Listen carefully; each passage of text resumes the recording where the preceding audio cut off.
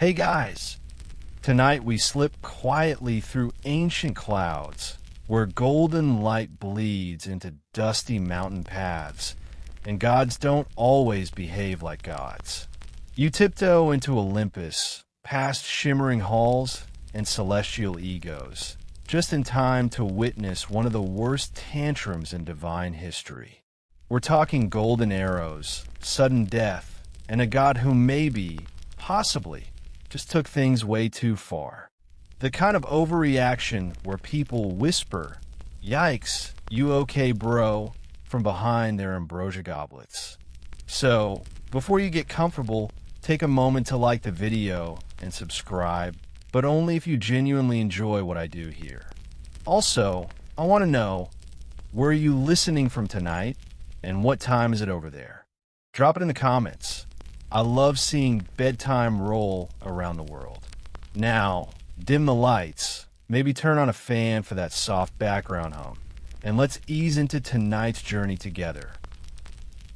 You are Apollo, god of the sun, music, poetry, and, apparently, not great at conflict resolution.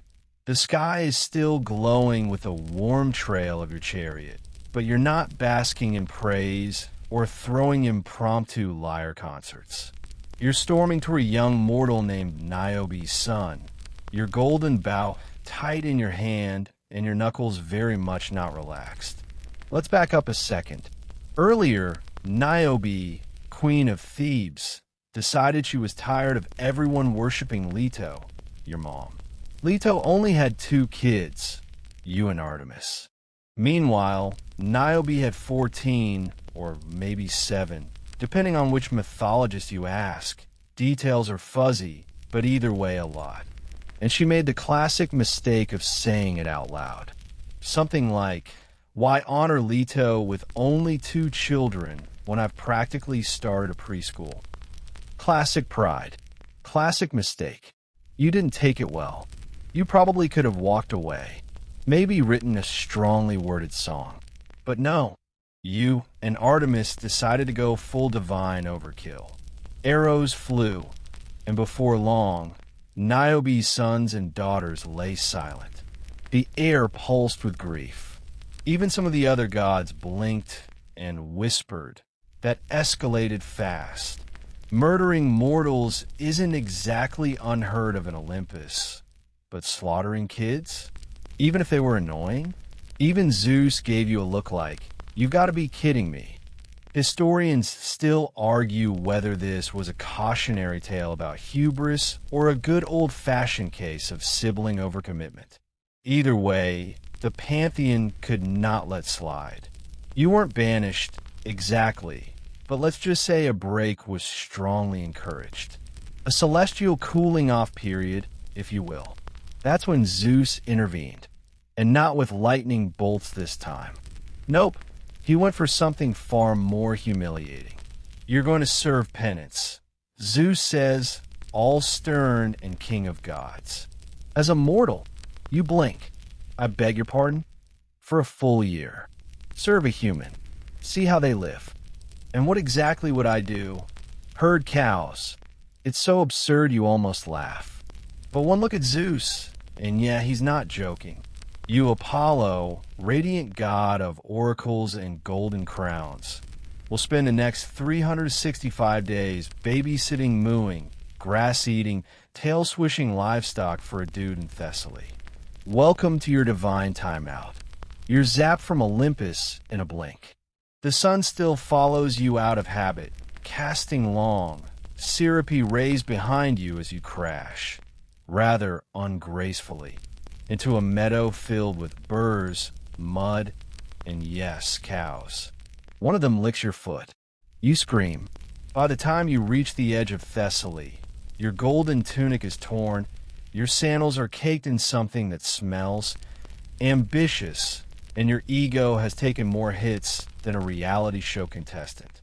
Here's your fun historical tidbit. Thessaly, during the time of myth, was often described as the breadbasket of Greece, full of fertile plains and thriving livestock. So, if Apollo had to herd cows, At least he was doing it somewhere lush. Still, you can't help feeling that this punishment is custom-built for maximum humility. You're surrounded by mortals who don't recognize you. Some toss you scraps. One kid throws a stick at your head. You have never wanted to smite a child so badly. Again, but you breathe. You clench your teeth. And you walk. Eventually, you arrive at the palace of King Admetus. Now here's the thing. You were expecting some evil tyrant with a whip and a checklist. Instead, you get Admetus, a guy who greets you not with suspicion, but with a kind nod and a plate of figs. Need work? He asks, eyeing your disheveled form. I suppose I do. You mutter, swallowing your pride and a fig at the same time. And just like that, you become Apollo, cowherd of Thessaly. You're given a simple cloak, a patch of ground to sleep on, and a staff. Not a scepter, not a bow, a staff for walking and gently encouraging cattle. You try to remember the last time anyone offered you anything without bowing first. Weird feeling. It's the first time in, well, ever that your power means nothing. You're just another dusty soul under the sky, waking with the roosters, herding the slowest animals on earth, and learning, grudgingly, to listen instead of command. And strangely, it doesn't suck.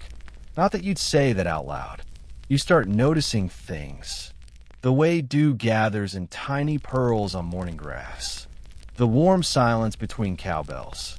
The patterns of wind moving through barley. You start humming tunes again.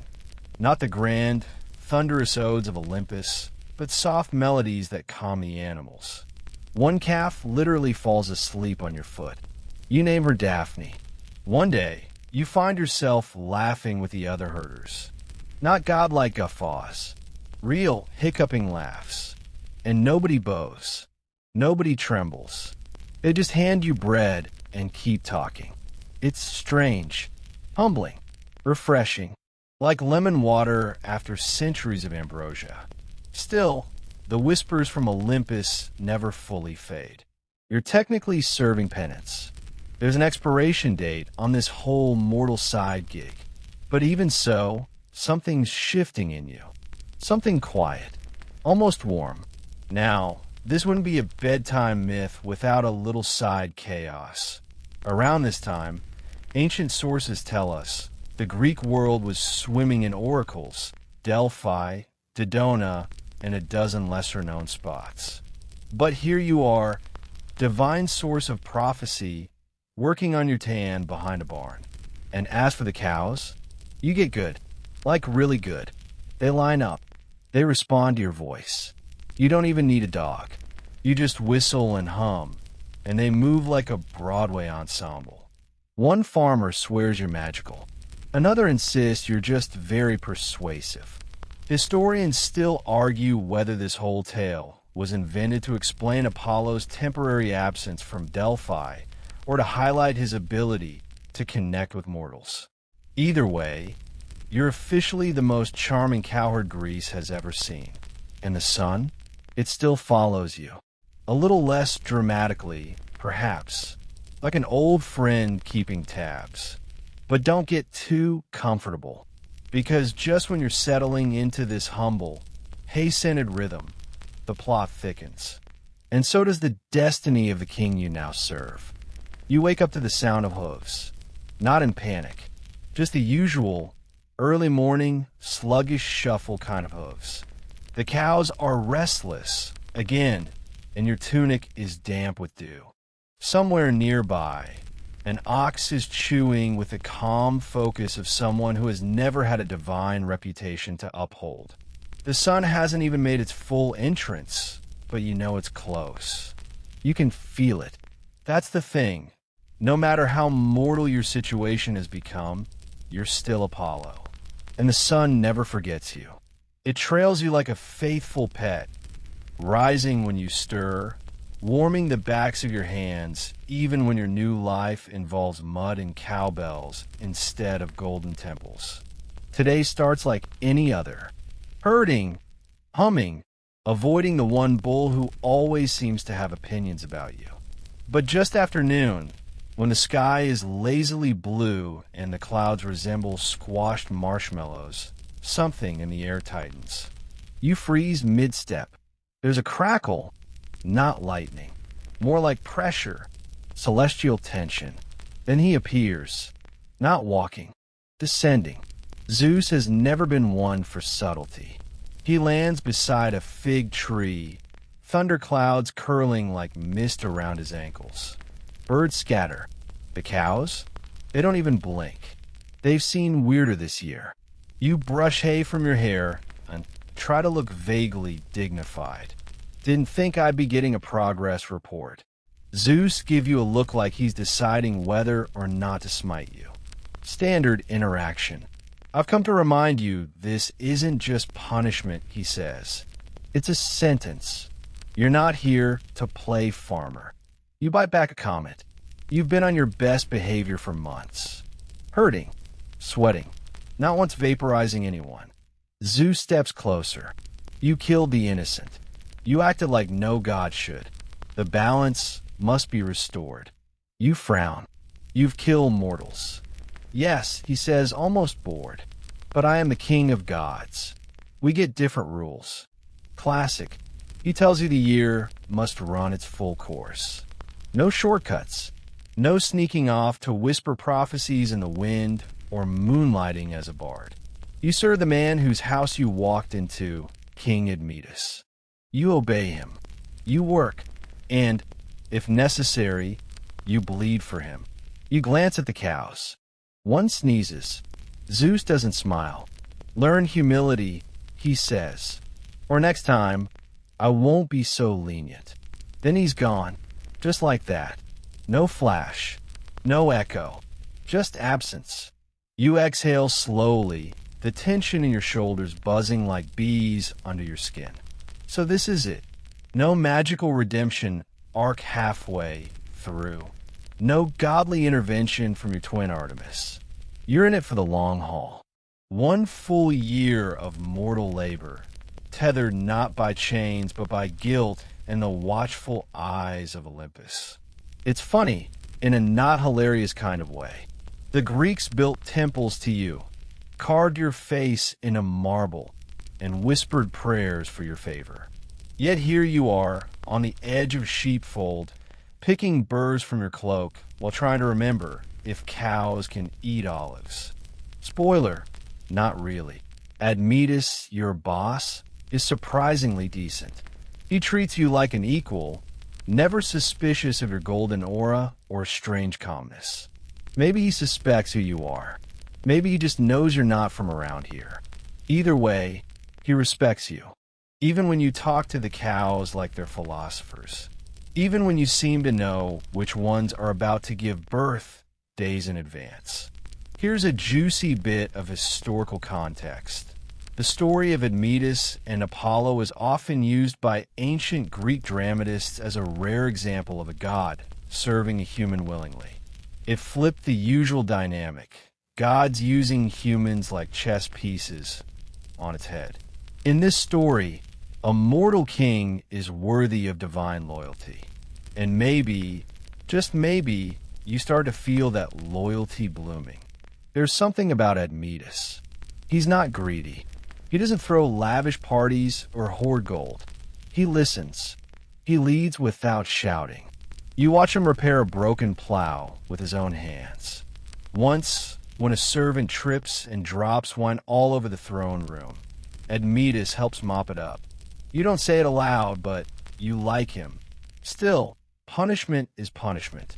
And some days it's hard to forget that you're here because you unleash divine wrath on a woman's children.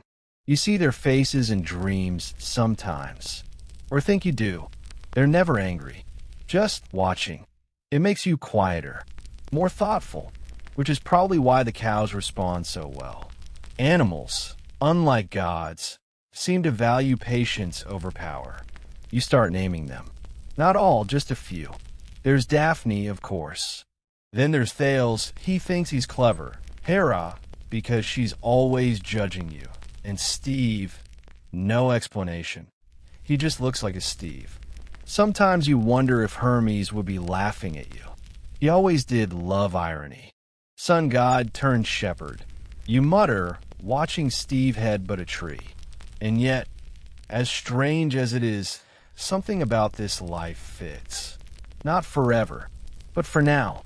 You learn to enjoy the slowness, the rhythm, the absurd reality that one of the most powerful beings in the universe now spends his days yelling, "Get back here," at a cow named Hera.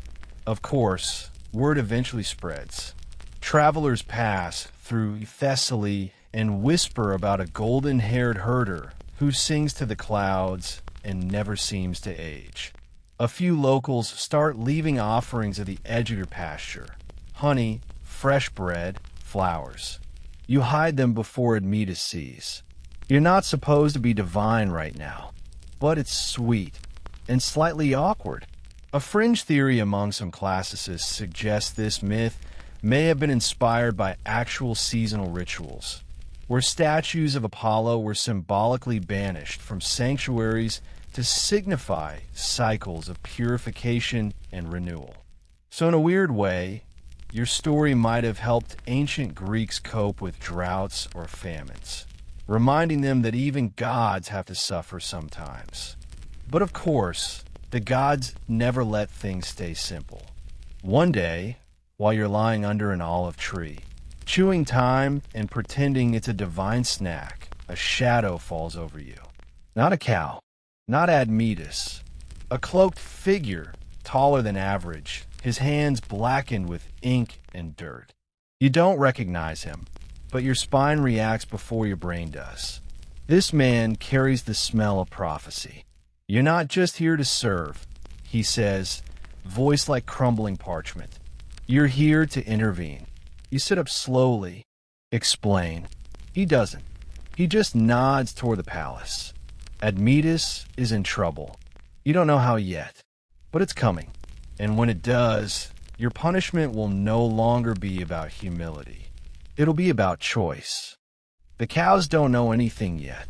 They're just chewing, sleeping, and occasionally arguing about grass in the way only cows can, through a mixture of low moos and aggressive side-eye. But you know, something's different now. The air tastes like the moment before a thunderstorm. You keep watching the palace. It's hard not to. Admetus walks across the upper terrace, smiling, greeting servants, handing bread to a girl with tangled hair. He has no idea what's coming, and you're stuck. This wasn't part of the assignment. You were supposed to herd cows, reflect on your divine tantrum, and learn what it's like to wear itchy mortal clothes and have no one recognize your face. But now, fate's come knocking. You'd say you didn't order it, but this is ancient Greece. Fate gets delivered whether you sign for it or not. That cloaked man, who appeared and vanished like fog, haunts your thoughts. You replay his words. You're not just here to serve. You're here to intervene. So you start listening, more than usual. You visit the village, lingering near wells and bakeries, where gossip flows thicker than wine. And that's when you hear it. A marriage is coming. Admetus is getting engaged. To Alcestis. And oh, she's a name worth remembering. Alcestis is a princess. Kind, radiant, clever. The kind of woman poets try to describe, but always fall short. Even the cows seem to perk up when you say her name. Well, Daphne does. Steve remains indifferent. Classic Steve. The problem is, Alcestis has many suitors. Kings, warriors, rich merchants with chariots, so shiny they practically scream midlife crisis. But she's set one condition. She'll only marry the man who can yoke a lion and a boar to the same chariot. Yeah, that's not a metaphor. Here's your quirky historical nugget. Greeks loved riddles and impossible tasks as courtship trials. From the labors of Heracles to the apple bribery of Atlanta, love and suffering were like peanut butter and olives, horrifyingly common. Now, Admetus is brave, but he's not a demigod. He's not even on speaking terms with most wildlife. So the idea of wrangling two wild beasts into a synchronized power couple on wheels, it's not looking great. And this is where you come in. You wait for the right moment, watching the stars, reading the wind, making sure no other gods are snooping. And then, one moonless night, you slip into Admetus's chambers. He's dozing, wrapped in wool blankets and half-muttering state budget woes in his sleep. Admetus, you whisper. He jerks upright, blinking. You're glowing. You forgot to dim yourself. Amateur move. Don't freak out. You say gently, "Yes, I'm Apollo." Long story. Focus. And to his credit, Admetus doesn't faint or scream. He just rubs his eyes and says, "This explains the cow harmony." You tell him about Alcestis, about the lions and the boars and the looming deadline. Then you offer your help. No strings, no divine fine print, because despite everything, you want him to be happy. There's a long pause. Then, "Why me?" he asks. You don't answer. Historians still argue whether Apollo truly loved Admetus in the way poets later romanticized, or if it was admiration for a mortal who treated even the gods with simple, quiet dignity. Either way, your loyalty to him, it's real. The next morning, Admetus rides into the city square with a lion and a boar yoked like two grumpy Uber drivers sharing a shift. The crowd goes wild. Alcestis stares, jaw slightly dropped, eyes dancing with something that looks dangerously like affection. She agrees to marry him. It's a moment so absurdly romantic, even you forget you're technically being punished. For a few weeks, life blooms. Preparations begin. The cows are decorated with garlands, which Steve promptly eats. Music fills the air.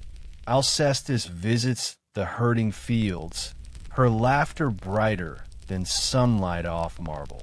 You start feeling something you haven't in a long time. Hope. And that's when the next curse arrives. Because of course it does. See, in all his joy, Admetus forgot something. Actually, more like someone. Artemis, your twin, goddess of the hunt, protector of maidens, extremely not a fan of skipped rituals. When Admetus got so swept up in wedding prep, he forgot to honor her. No offerings, no prayers, not even a basket of grapes. Which, in Greek myth terms, is basically ghosting your fierce forest aunt right before the holidays. And Artemis? She doesn't take snubs well. Her revenge is silent but terrifying. On the eve of the wedding, Admetus falls deathly ill. One minute he's drinking honey wine and practicing his vows. The next, he's pale, shaking, and colder than a Cyclops' handshake. The palace erupts into chaos. Healers are summoned. Herbs are burned. Oracles are consulted. But none of it works. And you're stuck watching your friend wither. Powerless. Because this is mortal territory now. And your punishment still stands. You want to scream at the sky. But instead you pace. You think. You whisper to the cows. They don't have answers, but somehow their presence is soothing. Except Steve. Steve steps on your foot. Then the fates arrive. Yes, asterisk those asterisk fates. The three sisters with threads and scissors and no customer service line. They slip into the room like smoke, eyes glowing, voices flat. Admetus will die, they say. That thread is cut, unless someone agrees to die in his place. Now here's the deep-cut fringe trivia. In some lesser-known retellings, there were even bidding wars among mortals when fates offered death trades. Villagers offering themselves for their rulers, parents for their children. But those stories rarely ended well. This isn't a bluff. The fates don't do take-backs. The room goes silent. You wait. Servants murmur. Family weeps. No one volunteers. You feel the weight of it, the brutal finality of mortal love. Everyone adores Admetus, but love doesn't always equal sacrifice. Until Alcestis steps forward. "I will die," she says. Her voice doesn't tremble. Her eyes are clear. You freeze. Even the fates blink. "She what now?" whispers one. The others nod. It is done. The thread changes. Alcestis will take his place. And just like that, the joy you helped create shatters. Admetus lives. But Alcestis has days. And you feel more powerless than ever. Because now, your punishment isn't just humbling. It's heartbreaking. You don't sleep that night. Not really.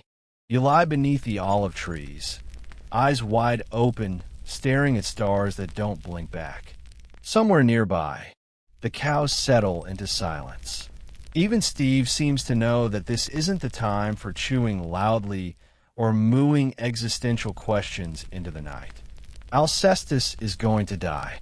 She's walking toward the underworld with calm steps and a crown of lilies in her hair. And it's all your fault. Not directly. Not with your golden arrows or divine tantrums. But you set the wheel in motion. You helped Admetus win her. You made the wedding happen. And now, she's trading her soul for his. You want to storm Olympus, grab Artemis by the braid, and shake some sense in her. But you don't. Because this is mortal business. And despite your glowing cheekbones and god-tier talent with a lyre, you're still serving your sentence. Still tethered by invisible ropes to a king, a herd, and a deal you can't rewrite. You visit her the next morning. Alcestis sits in the garden, her feet bare, toes brushing the dew-damp grass. She looks at you and smiles. That smile hurts more than 1,000 curses. "You're the sun," she says softly, even when you try to hide it. You sit beside her, knees drawing up like some awkward celestial in turn. "I didn't mean for this to happen." "I know." Silence stretches between you like pulled wool. You break it with a whisper. "There must be another way." But she only shakes her head. "He's a good man, and good men are rare." You hate how right she is. Now here's your historical deep cut of the night. The tale of Alcestis became one of the few Greek myths that dramatists turned into a happy tragedy. Euripides, in his version, made her death the emotional climax, but left space for a miracle at the end. More on that later. For now, no miracles. Admetus tries everything. He begs the gods. He offers sacrifices, rare wines, even builds a new temple to Artemis overnight using half the kingdom's treasury. But the gods are unmoved. Rules are rules. And so, the death day arrives. The palace dims. Torches burn low. Musicians don't play. Even the cows sense it. There's something in the way Daphne huddles close to you. Something mournful in Steve's otherwise unbothered eyes. Alcestis prepares like she's going to a wedding, not a tomb. Hair braided, dress white, skin luminous with the kind of calm that only people who've already made peace can carry. You walk with her to the temple steps, your hands aching with a desire to interfere. But you don't, because this is not your story anymore. She lies down, breathes, closes her eyes, and the air gets cold. It's not just death, it's Thanatos. Death incarnate, cloaked, winged, silent as shadow. He kneels beside her, reaches out, and that's when something in you snaps. Enough. You step forward, hand raised. For the first time in months, your godhood flares. Light bursts from your skin like a second sunrise. Thanatos turns, startled. You don't speak. You don't need to. You just glare. It's a dangerous moment, because interfering, that could unravel the terms of your punishment. Zeus could yank you out of existence like a bad note in a hymn. But you do it anyway. And somehow, Thanatos hesitates. not from fear, but respect. He sees your grief, sees your humanity. Then, slowly he fades. The room warms. Alcestis still lies still, but her spirit, not yet taken. She has a chance. And that's when another god arrives. No lightning, no wind, just a quiet clearing of the throat. It's Heracles. Yes, that Heracles. Big muscles, bigger ego, and the personal hygiene of Jim Locker. He's been traveling, doing his own labors, when he hears about Admetus' sorrow. And since Admetus once offered him hospitality without even knowing he was a demigod, Heracles decides to return the favor by wrestling death. Yeah, that's a thing. Your scholarly debate nugget? Historians still argue whether Heracles' intervention was part of the original myth or added later to give audiences a cathartic payoff. Either way, it's become the defining feature of this myth. Death, challenged by raw force, and won. You watch, stunned, as Heracles stomps into the temple like he owns the place, grabs Thanatos by the wings, and suplexes him into the marble floor. It's not graceful. It's not poetic. It's effective. Thanatos shrieks, vanishes, and Alcestis breathes again. It's shallow, fragile, like the flutter of a bird's wing in winter. But it's life. Admetus rushes in, falls to his knees, sobbing into her hands. You step back. You don't need applause. You just need to make sure she stays. Heracles winks at you. You're welcome. Then burps and leaves. Gods. That night, the palace is silent once more. But not from grief. From awe. Alcestis sleeps. Admetus holds her hand like it's the only thing keeping him from falling apart. And you return to your field. The cows are waiting. Daphne give you a look like, asterisk so? Did you fix it? Asterisk. You nod. Steve poops on your sandal. Back to normal. Then. But here's the twist. Something inside you has shifted. Not because you bent the rules. Not because you helped save a queen. But because for once you chose restraint. You didn't scorch the earth. You didn't blind anyone with celestial rage. You waited. You suffered. You acted only when the moment demanded it. Maybe this is what Zeus meant by humility. Maybe this is what gods are supposed to learn when they walk among mortals. You lie down in the grass. The stars a little softer tonight. The cows snore gently. Daphne even dreams. Her legs twitch. You think about love. About loss. About how incredibly complicated and inconvenient it is to care about humans. But also, kind of worth it. You wake to the smell of hay, cow breath, and that one mysterious field flower that somehow always smells like burnt toast. The sun filters through the olive trees in soft slices. Birds are singing, insects buzzing, and somewhere, Steve is loudly having an existential crisis over a twig. It should be peaceful, but today, the air hums with restlessness. Admetus and Alcestis are alive. You helped make that happen. Heracles flexed his way into the story. Thanatos got drop-kicked, and for a few brief, shining hours, it seemed like maybe the universe was going to let this one end clean. But now your sentence is almost up, which would be a good thing, right? Except you feel something unfinished. And here's where things start to get sticky. See, the gods above, they've been watching, Zeus especially, and while he's not known for subtlety, lightning bolts anyone. You can tell something's brewing. That's your first hint. The weather gets weird. Not thunderstorm weird. Olympian mood swing weird. Like sunshine 1 second, inexplicable hail the next. Grapevines bloom, then wilt, then bloom again before lunch. One cow gets struck with divine hiccups. You don't ask which god caused it, but you're pretty sure it was Hermes being bored. So you start preparing. Not for escape. There's no running from your dad. But for whatever comes next. You've learned to live like a mortal, after all. You've learned patience and grief and the art of not vaporizing someone who insults your sandals. But you're still Apollo, sun god, healer, musician, prophet, and somewhere deep inside you, the divine gears are starting to grind again. Then the sign arrives.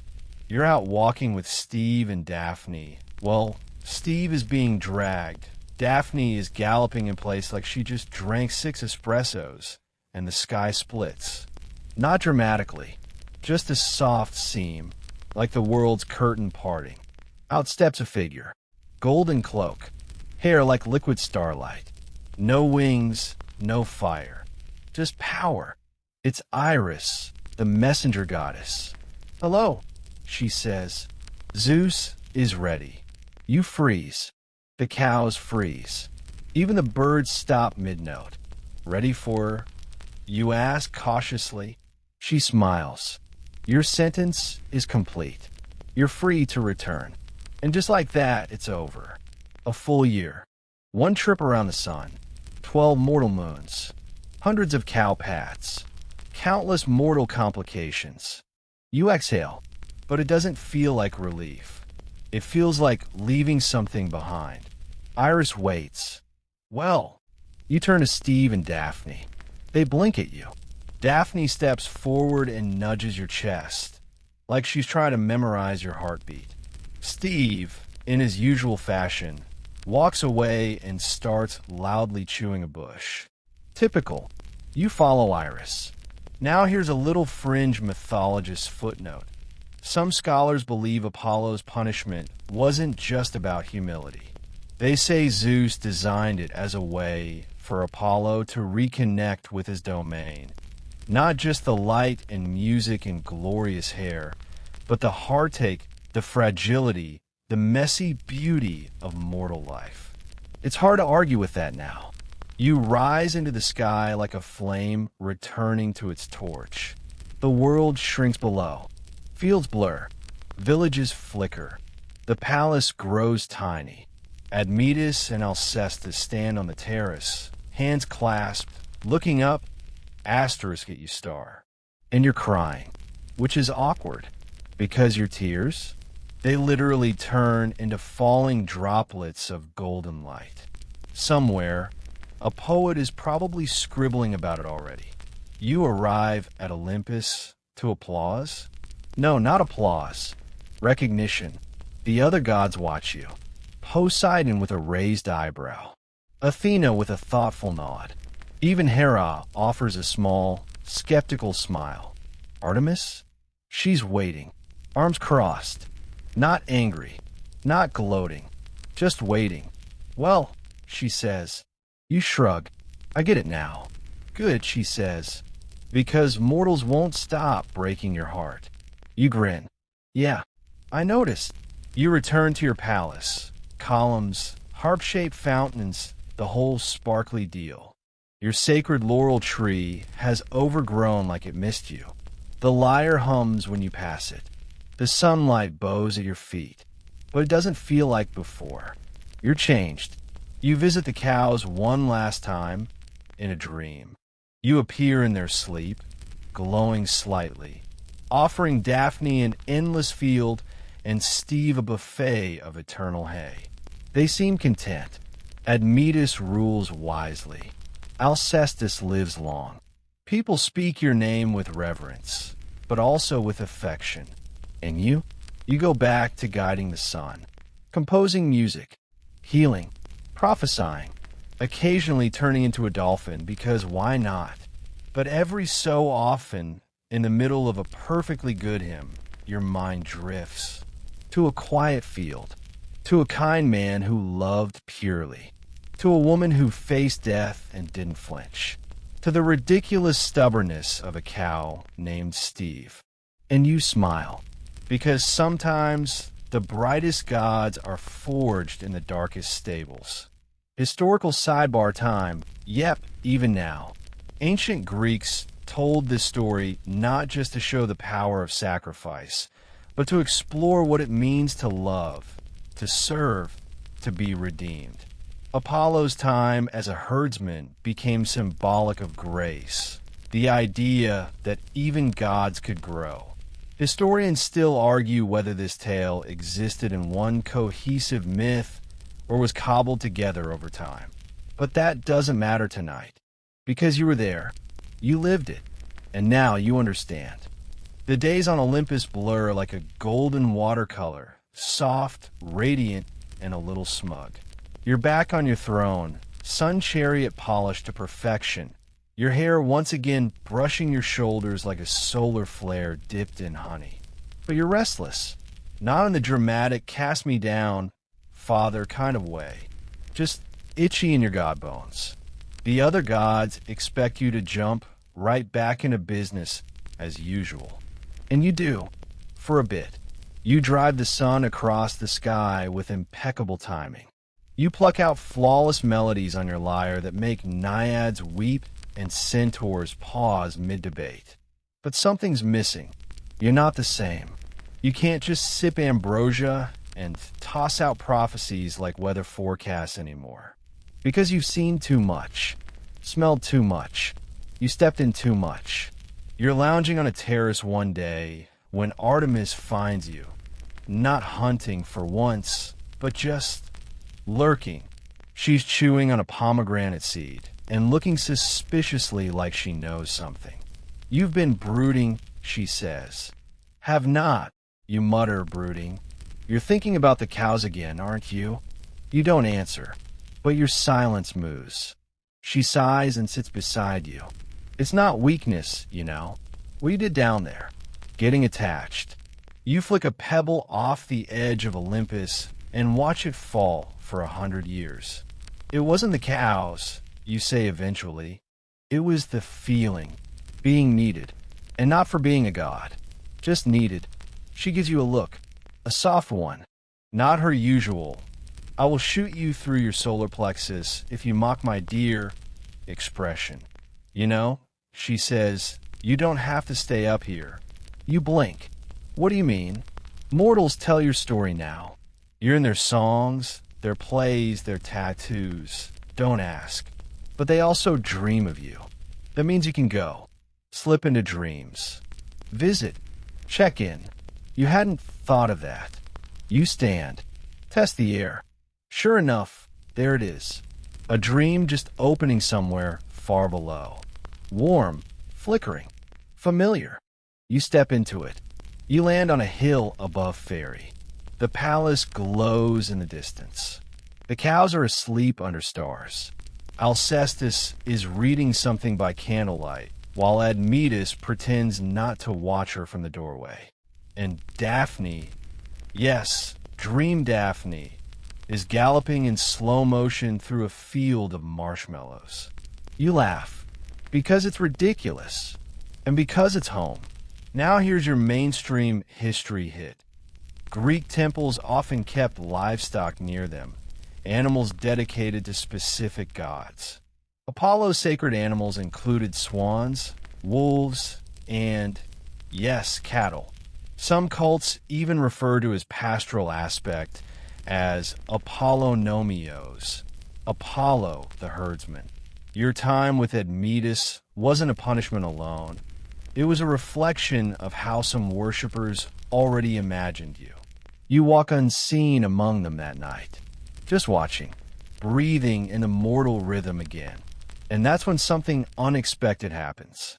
You feel a pulse, not divine, not prophetic, just grief, fresh, raw, nearby. You follow it, and there he is, a boy maybe 16, sitting under a fig tree, head in his hands, sobbing like the world just ended. Because to him, it probably did. His brother's gone.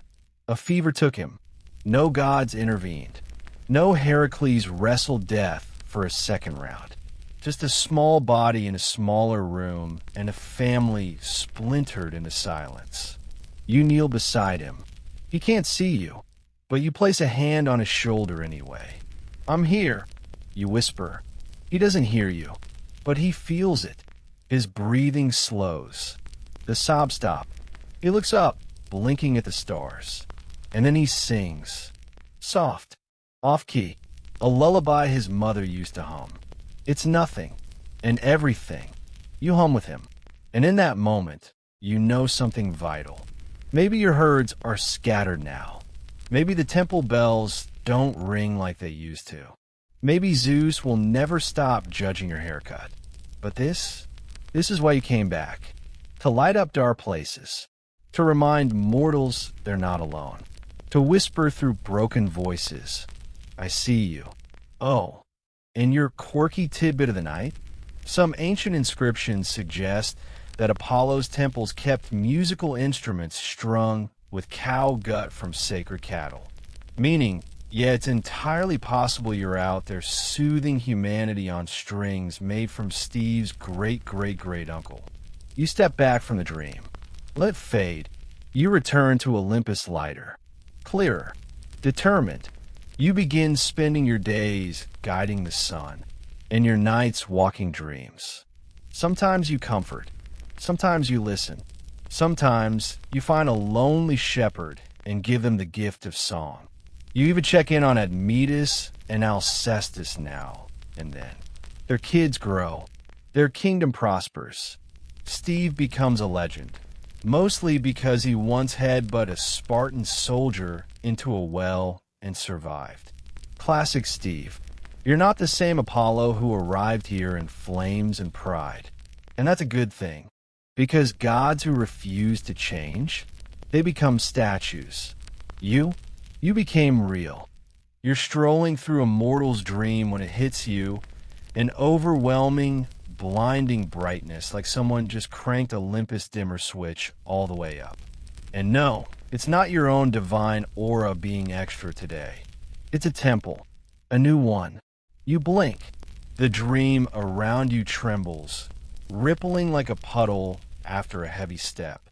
This isn't just someone dreaming about you. It's a whole village, maybe even a city, celebrating you.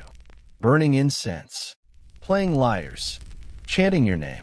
Someone's built a new sanctuary in your honor. You grin like a kid who just got an extra piece of ambrosia cake. But then you hesitate. Because what if they got it wrong? What if they're worshiping the old Apollo? The polished golden statue version? The one who never slipped in cow dung or cried into a goat's mane? You decide to peek in. It's a coastal city. Clean air, salt breeze, olive trees doing their gnarled, twisty thing. The temple's a stunner. Marble steps, bronze torches, a ceiling mural that honestly makes your nose look too small, but otherwise gets the vibe right. Inside, the priests sing hymns about your power, your healing, your radiance. Nothing about cows, or Steve, or humility. You're flattered. Of course you are, but also annoyed, because that year meant something. That version of you, the cow-wrangling, grief-soaked, slightly sunburned Apollo, was realer than anything carved in stone. So you do something probably against regulation. You slip into one of the priest's dreams. He's napping in the shade, olive branch tucked behind his ear like he's auditioning for a mythological dating show. You manifest as your mortal self, sleeves rolled, dirt under your nails, eyes tired but kind. You've got the songs all wrong, you whisper. He startles. Oh, Lord Apollo. Yeah. Sun god. Music guy. Terrible at stable chores. That one. He stares at you wide-eyed. I appreciate the marble, you say. Really, gorgeous stuff. But don't forget, I once carried a dying woman in my arms. I cried. I laughed. I herded cows. And I changed. So if you're going to worship me, worship all of me. He nods like someone taking a mental oath. You leave before he asks for autographs. Historians still argue whether Apollo's time as a mortal ever truly influenced his cults. Some claim his humble phase was symbolic only, a metaphor snuck into myths to remind people that even the divine have dues to pay. Others believe that local rituals, especially in Thessaly, preserve memories of Apollo the cowherd for generations. You think they're both right, because memory isn't clean. It's a messy stew of truth, wishful thinking, and Steve-shaped hoof prints. Speaking of Steve, he's become a symbol. You catch wind of it in another dream. This time, a wandering philosopher muttering over a scroll. There's a theory, the dream philosopher says, adjusting his imaginary glasses, that the cow named Steve represents the stubbornness of fate. You chuckle. Sure, buddy. Or maybe Steve was just hungry and slightly evil. But you don't correct him. Let the myths bloom however they need to. And now, your scholarly tidbit. In some lesser-known writings, Apollo is connected not just to prophecy and healing, but to personal transformation. Not just for mortals, but for himself. These scraps, often dismissed as poetic embellishments, describe a sun god who weeps, learns, and evolves. The suggestion? Maybe the Olympians weren't as static as we think. And that brings us here, to a god who glows a little differently now. You begin leaving gifts in dreams. Quiet ones. A melody to a homesick traveler. A vision of peace to a war-weary king. A laugh to a child who hasn't smiled since her mother died. You give them not power, not prophecy, but presence. It's subtle, but it sticks.